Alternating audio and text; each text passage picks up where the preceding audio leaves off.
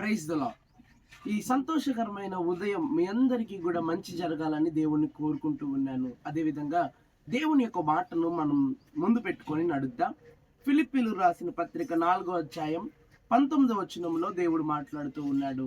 కాగా దేవుడు తన ఐశ్వర్యము చొప్పున క్రీస్తు యేసు యొక్క మహిమలో మీ ప్రతి అవసరమును తీర్చును.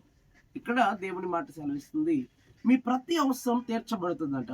దేవుని యొక్క మహిమ నీ పైకి ఎప్పుడు వస్తుందో అప్పుడు నీ ప్రతి అవసరం అంతా తీర్చబడుతుంది. ఇక్కడ రెండు విషయాలు మనం జ్ఞాపకం చేసుకోవాలి.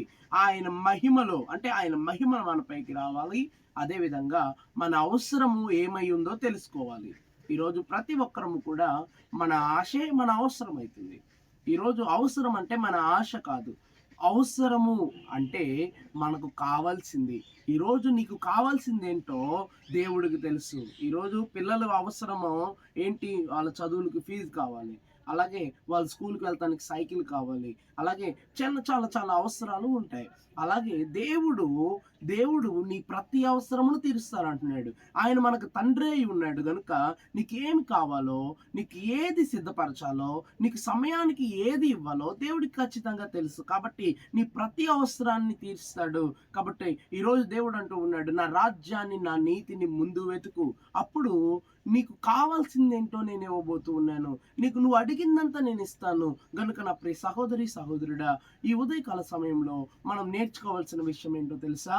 దేవుని యొక్క మహిమ మన మీదకి రావాలి అంటే మన అవసరము ప్రార్థన అయి ఉండాలి.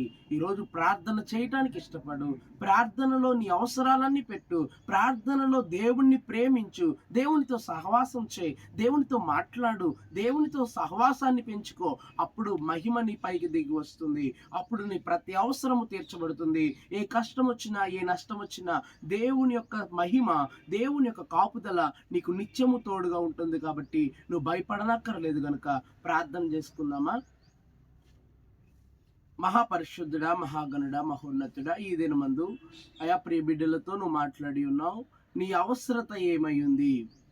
నీ అవసరము ప్రార్థన అయ్యుందా?